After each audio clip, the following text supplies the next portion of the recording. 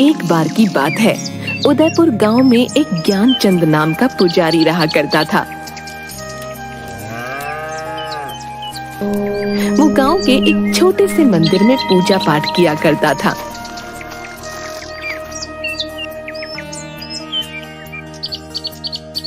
लेकिन ज्ञानचंद एक कपटी और लालची इंसान था। एक दिन गांव का सबसे धनी बनिया कुछ सोने की मोहरें और चांदी के सिक्के लेकर मंदिर आता है और ज्ञानचंद पुजारी से बोला, ये लीजिए पुजारी जी, आज भगवान के चरणों में देने के लिए कुछ दान लाया हूँ। अरे हाँ हाँ, क्यों नहीं। भगवान के चरणों में जो भी तुम सच्ची भावना से चढ़ाओगे उसका तुम्हें दुगना ही मिलेगा। हाँ। जिसके बाद वो धनी बनिया सोने की कुछ मोहरें और चांदी के कुछ सिक्के मंदिर की दान पेटी में डाल देता है। ये देखकर ज्ञानचंद पुजारी की आंखों में लालच आ जाता है। अरे वाह, इतना सारा धन, अगर ये मुझे मिल जाए तो मेरे तो मजे ही आ जाएंगे। हाँ, वाह, पूरी जिंदगी इस मंदिर का पुजारी बनकर नहीं गुजारनी पड़ेगी। हाँ। अच्छा पुजारी जी, अब मैं चलता हूँ। जिसके बाद वो वहाँ से चला जाता है। तभी ज्ञानचंद दान पात्र में से धन निकालकर एक पोटली में अपने घर ले जाता है।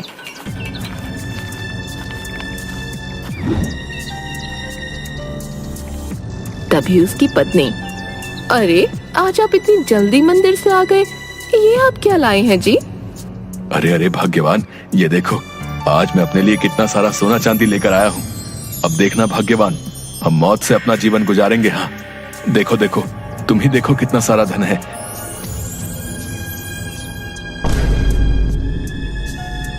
अच्छा, अब हम यहाँ और नहीं रह सकते, हमें यहाँ से जाना होगा।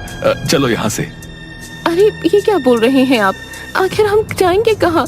मेरी तो कुछ समझ नहीं आ रहा। जरूर आप मुझसे कुछ छुपा रहे हैं। ये धन कहाँ से लाए हैं आप? मुझे कुछ भी ठीक नहीं लग रहा। अरे भाग्यवान, जितना कहता हूँ बस उतना करो। चलो यहाँ से।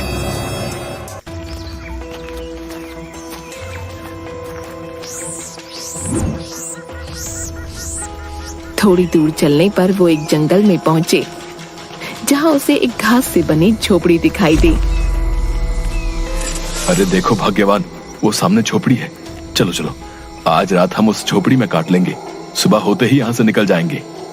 ठीक है जी, जैसा आप ठीक समझें। तभी दोनों उस झोपड़ी के अंदर जाते हैं। झोपड़ी में एक तरफ आग जल रही होती है और एक जगह कुछ जानवर की हड्डियां पड़ी होती हैं, जिसे देखकर ज्ञानचंद की पत्नी थोड़ी डर जाती है। देखिए जी, मुझे ये झोपड़ी सही नहीं लग रही। देखिए ना, यहाँ जानवर की हड्डियां भी बिखरी पड़ी हैं। नहीं नहीं, चलिए आप यहाँ से। अरे भाग्यवान, अब इतनी रात को हम आखिर कहाँ जाएंगे? भाग्यवान, कहीं ऐसा ना हो कोई हमसे हमारा ये धन छीन ले। नहीं नहीं, मैं ऐसे नहीं होने दे सकता। हमें आज रात यहीं रुकना होगा। अच्छा ठीक है जी, आप मेरी सुनते ही कब हैं, जैसा आप ठीक समझें। जिसके बाद वो दोनों उसी झोपड़ी में सो गए। तभी वहाँ पर एक भयानक दिखने वाला खूंखार नरभक्षी आता है, जिसके हाथ में अलग अलग जानवरों का मांस होता है। अरे बाबा, आज तो पेट भरकर भोजन मिला है।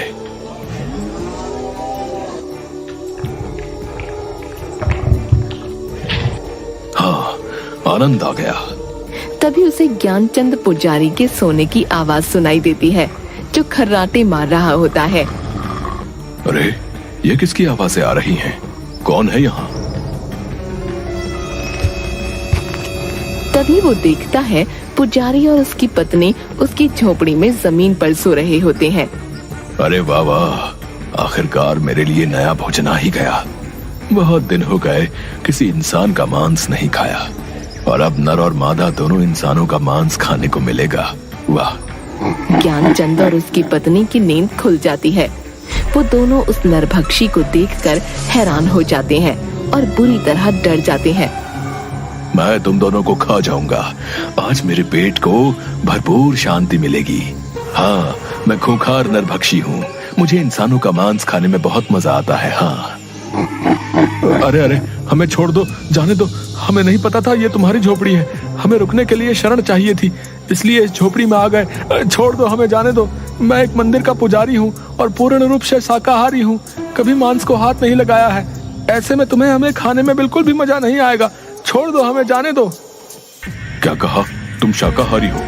तुम दोनों को खाकर मुझे न स्वाद आएगा और न मजा, इसलिए मैं तुम दोनों को नहीं खाऊंगा। लेकिन तुम्हें इसके बदले में मेरे लिए जंगल से जानवर का मांस लाना होगा। जाओ और जाकर मेरे लिए मांस लेकर आओ।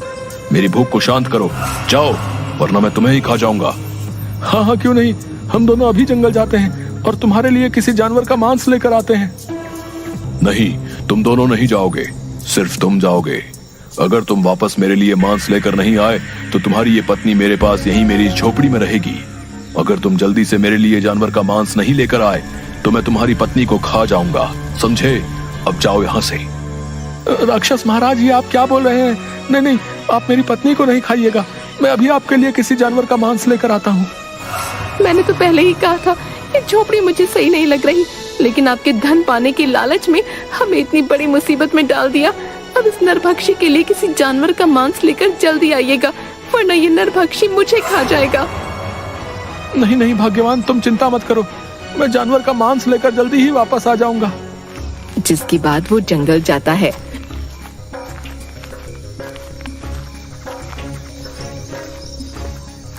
जंगल में थोड़ी दूर चलने पर वो देखता है एक भालू का छोटा बच्चा मरा हुआ पड़ा है, जिसे कुछ चील कौवे नोच रहे थे। अरे अरे, ये भालू का बच्चा तो मरा पड़ा है, मैं ऐसे ही उस नरभक्षी के पास ले जाता हूँ। जिसके बाद वो उस भालू के बच्चे को अपने हाथों में उठाकर उस नरभक्षी की झोपड़ी में आता है। तभी ज्ञानचंद देखता है कि उसकी पत्नी नीचे जमीन पर पड़ी हुई है और नरभक्षी बड़े मजे से उसके शरीर का मांस नोच नोच कर खा रहा है। ये देखकर ज्ञानचंद हैरान रह जाता है और जोर जोर से रोने लगता है। हाय हाय कपटी नरभक्षी, ये तूने क्या किया? तू मेरी पत्नी को ही खा गया। अरे मैं तो तेरे लिए जानवर का मांस लेकर आया हूँ, लेकिन तुझे जरा भी सब्र नहीं हुआ, मेरी पत्नी को ही मार डाला। तुम्हें आने में इतनी देर कैसे हो गई? मुझसे अपनी भूख सहन नहीं हुई, इसलिए मैंने तुम्हारी पत्नी को ही खा लिया। ये मैंने क्या कर दिया? मुझे माफ कर देना भाग्यवान, मैं तुम्हारे प्राण नहीं बचा पाया, माफ कर देना। न मैं मंदिर से धन चुराता और न हम यहाँ इस जंगल में आते। मेरे लालच ने मुझसे ये क्या करवा दिया। हाँ, आज के लिए इतना भोजन ठीक है, चलो अब थोड़ा विश्राम कर लेता हूँ। हाँ।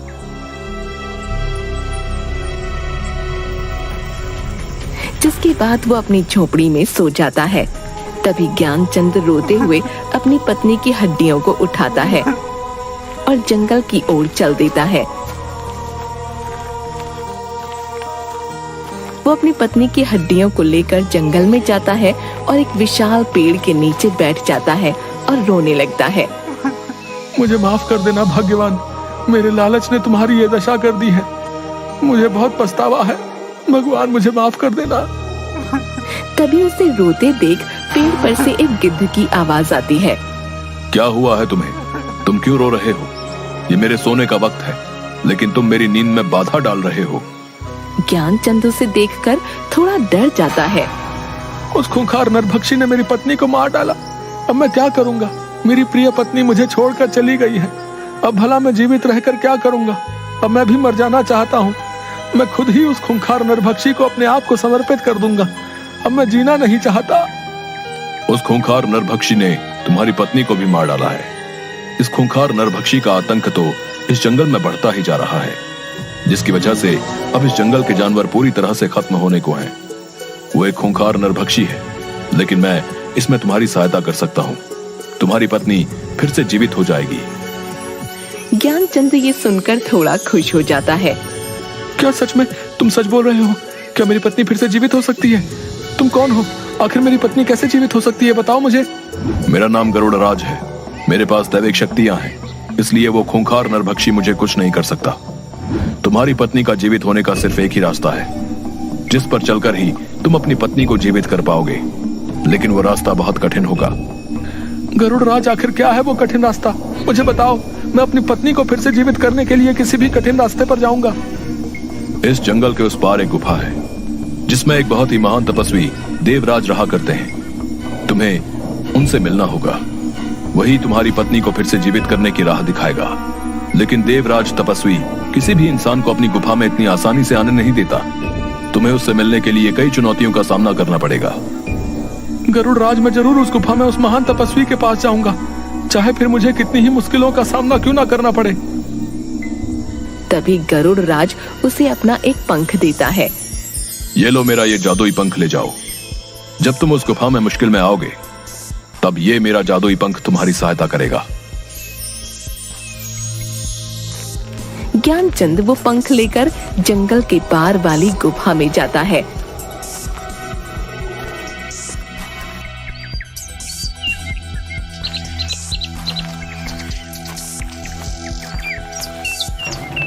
थोड़ी दूर गुफा में चलते ही एक विचित्र सा दिखने वाला लंगूर जानवर, जिसकी आंखें एकदम सुर्ख लाल होती हैं, उस पर झपट पड़ता है। अरे अरे, कौन हो तुम? मुझे छोड़ो, छोड़ दो मुझे।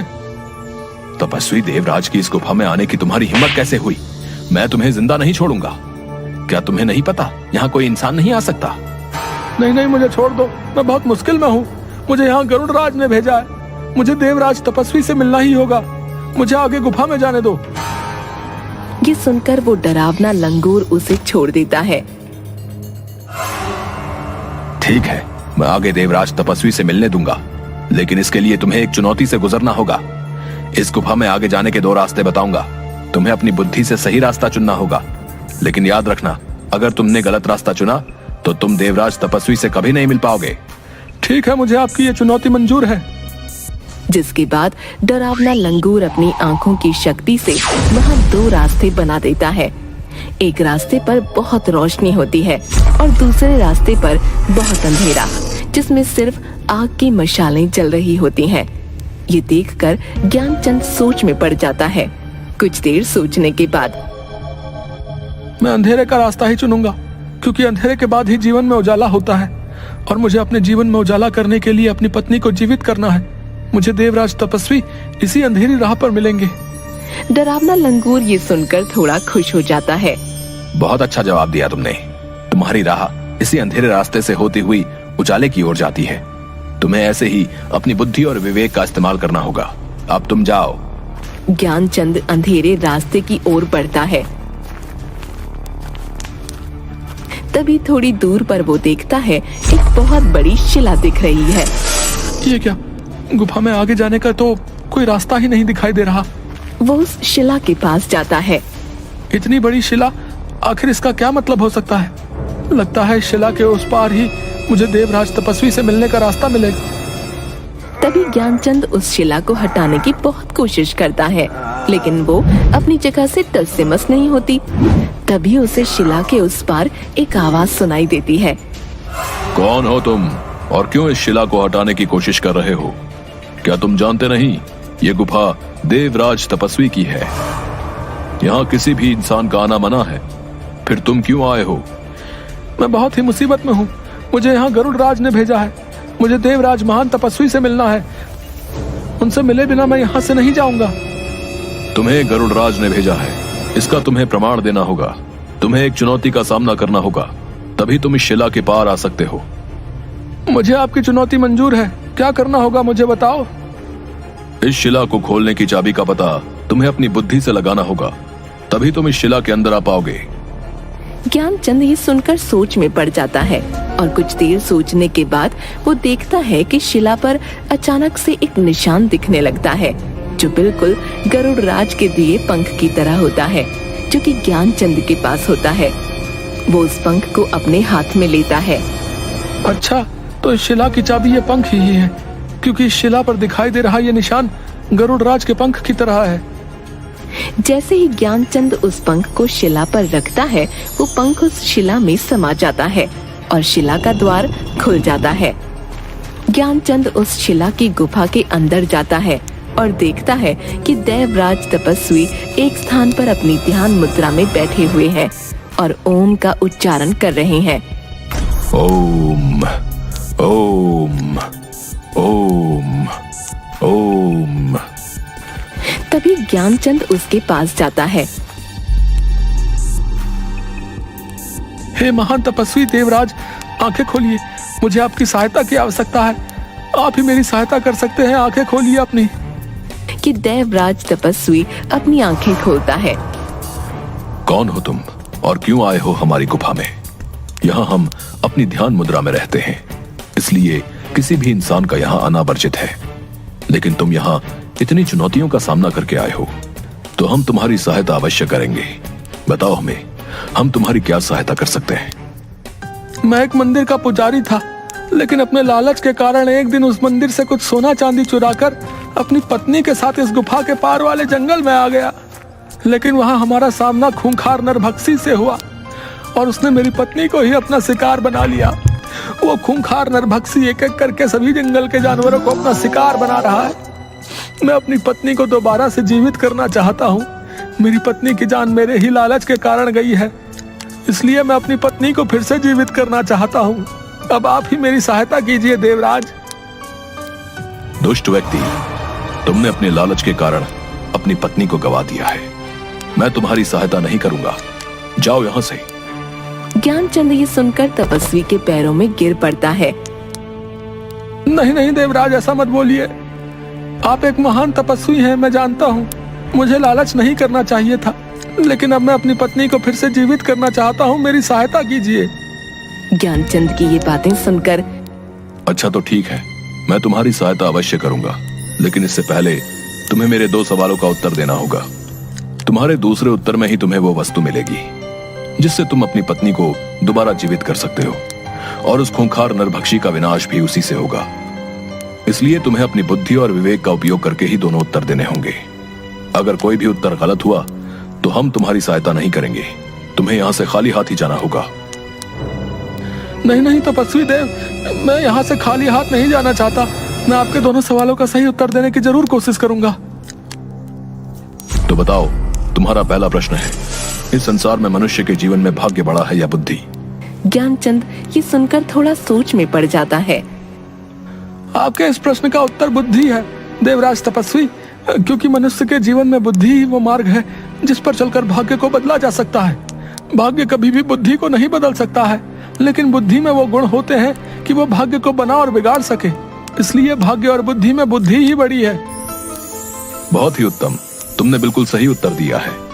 मनुष्य अपनी बुद्धि से ही कुछ भी हासिल कर सकता है। भाग्य का मार्ग बुद्धि के मार्ग के आगे छोटा होता है। अब तुम्हें अपने दूसरे प्रश्न का उत्तर देना होगा। यह प्रश्न तुम्हारे लिए बहुत महत्वपूर्ण है और कठिन भी। अगर तुमने इसका सही उत्तर नहीं दिया तो तुम्हें यहां से खाली हाथ ही लौटना होगा।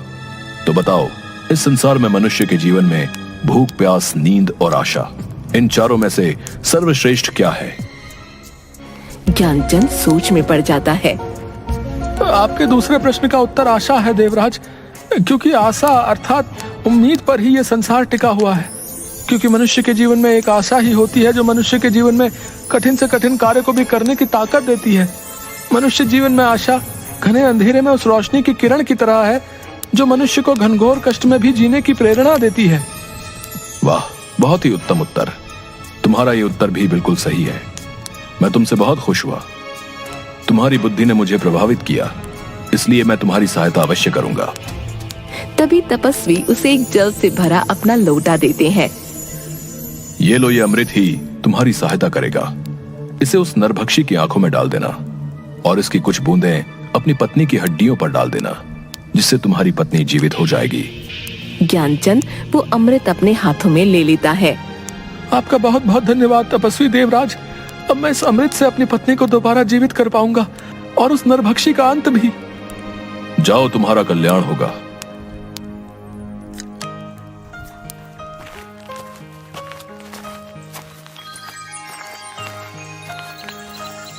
जिसके बाद ज्ञानचंद अमृत लेकर उसी जंगल में जाता है। तभी उसे वो नरभक्षी मिलता है। नरभक्षी ज्ञानचंद के हाथ में वो अमृत का लोटा देख लेता है। अच्छा, तो तू उस तपस्वी देवराज के पास गया था। उसने ही तुझे मेरे अंत का रास्ता बताया होगा, लेकिन मैं ऐसा नहीं होने दूंगा। मैं तेरे सामने ही नहीं आऊंगा तो तू मेरी आंखों पर यह अमृत भी नहीं डाल पाएगा। लेकिन मैं तुझे जिंदा नहीं छोड़ूंगा। हाँ, मैं तुझे भी खा जाऊंगा। और नरभक्षी ज्ञानचंद को अपने दांतों से उसकी गर्दन से पकड़ लेता है। तभी वहाँ गरुड़ राज पेड़ से खूंखार नरभक्षी के ऊपर छलांग मारता है और नरभक्षी ज्ञानचंद की गर्दन को छोड़ देता है। ये तूने अच्छा नहीं किया गरुड़, मैं तुझे भी जिंदा नहीं छोड़ूंगा। आज तुम दोनों को खाकर ही मैं अपनी भूख मिटाऊंगा। हाँ। कि तभी अचानक से ज्ञानचंद अपने हाथ में उपस्थित अमृत खूंखार नरभक्षी की आंखों में डाल देता है। अमृत डालते ही वो नरभक्षी जोर जोर से चिल्लाने लगता है।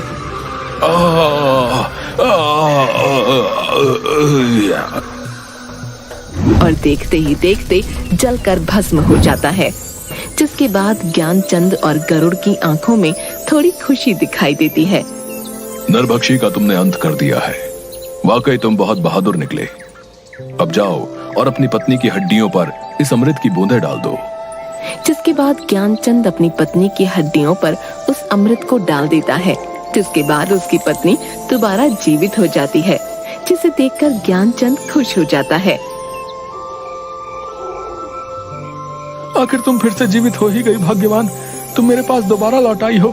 मेरे लिए इससे बढ़कर और कुछ भी नहीं। लेकिन ये सब कैसे हुआ जी? मुझे तो उस खूंखार नरभक्षी ने मार डाला था, फिर ये सब कैसे हुआ? जिसके बाद ज्ञानचंद अपनी पत्नी को सारी बात बताता है। आप तो सच में एक बहादुर इंसान निकले जी। आपने लालच में जो पाप किया था उसकी सजा आपको इस रूप में मिली जी। आपके लालच ने मुझे सदैव के लिए आपसे दूर कर दिया था, लेकिन आपके पश्चाताप और मुझे दोबारा जीवित करने की इच्छा ने मुझे फिर से आपके पास वापस ला दिया है। अब आप कभी भी लालच की झांसे में मत आइएगा। हाँ नहीं भाग्यवान, मुझे समझ आ गया है, मनुष्य को लालच सिर्फ विनाश की ओर ही ले जाता है। दोनों खुश रहो, आज तुम्हारी वजह से इस जंगल को इस नरभक्षी से मुक्ति मिली। धन्यवाद। आपका भी बहुत बहुत धन्यवाद गरुड़ राज, आपकी सहायता के बिना ये संभव नहीं था।